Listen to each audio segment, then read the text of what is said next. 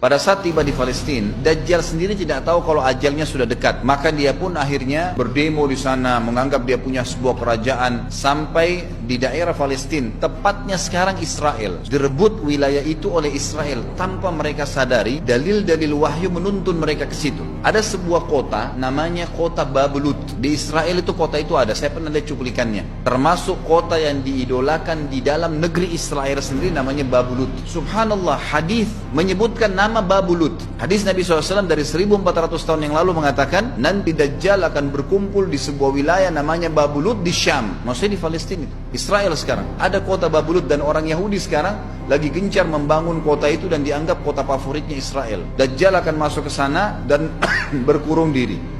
Keluar dari kota Madinah satu orang yang namanya seperti namanya Nabi Muhammad SAW, Muhammad bin Abdullah, dan dia dari turunan Nabi SAW juga. Kata Nabi SAW, akan keluar nanti seseorang dari kota Madinah, dari keturunanku yang namanya seperti namaku, Muhammad bin Abdullah. Juga sama posternya, parasnya seperti aku, sama dengan Nabi SAW, persis alisnya, rambutnya, kulitnya dari turunan Nabi SAW, tapi dari asli kota Madinah. Sebagian ulama hadis mengatakan dari turunan Hasan radhiyallahu anhu ajmain, tapi akhlaknya bukan seperti akhlakku. Tentu tidak mungkin ada orang yang sama dengan akhlak Nabi SAW.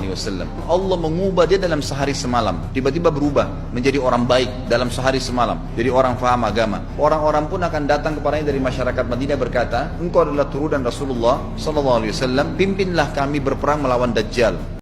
Turunan Rasulullah SAW, pimpinlah kami berperang melawan Dajjal. Maka dia pun menolak. Dia menolak awalnya, kemudian dia menuju ke Mekah diikutin dengan 300 orang pertama dari kota Madinah. Sampai di Mekah, setelah selesai dia tawaf, maka seluruh muslimin menunjuknya sambil mengatakan engkau harus memimpin kami. Dan orang ini punya julukan Mahdi, dikenal dengan Imam Mahdi. Inilah tanda-tanda kiamat yang kedua. Setelah Dajjal keluar, buat kerusakan di muka bumi tadi selama 40 hari itu atau setahun lebih. Kemudian keluarlah tanda-tanda kiamat kedua pada saat dia sudah tiba di kota Babulut di Israel. Keluarlah si Mahdi ini. Pada saat dia tiba di Mekah, dibaiatlah oleh banyak kaum muslimin. Tidak disebutkan jumlah pasukannya. Maka terbentuklah pasukan jihad yang mengejar Dajjal menuju ke Palestina. Tanda-tanda kiamat besar yang ketiga adalah pada saat pasukan Imam Mahdi dengan pasukan jihad itu tiba di Darul Bayda namanya, kota putih yang ada menara putihnya, dan itu sekarang di negeri Syam, tepatnya di Damaskus, ibu kota Syria. Hadis menyebutkan di menara itulah, di masjid itulah Imam Mahdi mampir sholat asar bersama pasukannya. Pada saat itulah datang tanda-tanda kiamat besar yang ketiga, yaitu turunnya Nabi Isa alaihissalam. Kata Nabi SAW dalam hadis Bukhari, hadis Muslim, hadis Sahih semuanya, dikatakan Isa alaihissalam akan turun sambil memegang kedua sayapnya malaikat, dan dari rambutnya yang basah meneteskan air, dan semua muslimin waktu itu menyaksikan. Dan ini wahyu, penyampaian,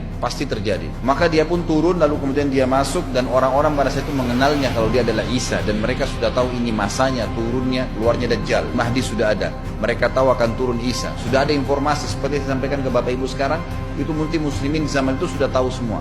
Maka Isa pun alaihissalam waktu itu dipersilakan oleh Mahdi untuk jadi imam. Maka dia pun mengatakan tidak, imam dari kalangan kalian. Dan kata Nabi SAW, ini kemuliaan bagi umat ini karena Nabi sholat di belakang umat ini. Semestinya kalau ada Nabi pasti Nabi jadi imam, tidak mungkin digantikan oleh manusia biasa. Tapi waktu itu Imam Mahdi menjadi imam dan Nabi Isa sholat di belakangnya. Perlu anda tahu juga hadis Nabi SAW yang sahih yang berbunyi, kalau Musa dan Isa hidup di zaman aku sudah diutus, niscaya keduanya akan jadi pengikutku. Jadi memang kena kebenaran agama ini dibawa oleh Nabi SAW.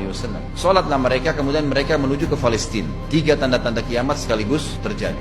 Nabi Isa alaihissalam akhirnya tiba dengan pasukan mujahidin di depan pintu gerbang Babulut. Kemudian orang-orang Yahudi tidak kenal, tidak tahu Nabi Isa, tidak tahu tentang itu Mahdi. Mereka belum tahu ini. Mereka berbangga-bangga saja. Lalu mereka berkata kepada Dajjal, ada pasukan, segelintir pasukan yang mau menyerang kita. Dajjal mengatakan, bukakan pintu gerbang. Mereka tidak akan mampu melawan kita karena pasukannya mereka banyak memang. Maka Dajjal dengan sombongnya menunggu di depan pintu gerbang. Pada saat dibuka, Dajjal kaget melihat ada Isa alaihissalam. Dan pada saat itu kata Nabi SAW, Dajjal faham kalau sudah tiba ajalnya. Begitu melihat Isa alaihissalam, dia lari dan badannya sambil meleleh di depan para pengikutnya. Lalu Isa alaihissalam mengejarnya, mengatakan, wahai musuh Allah, saatnya kau akan menemui ajalmu.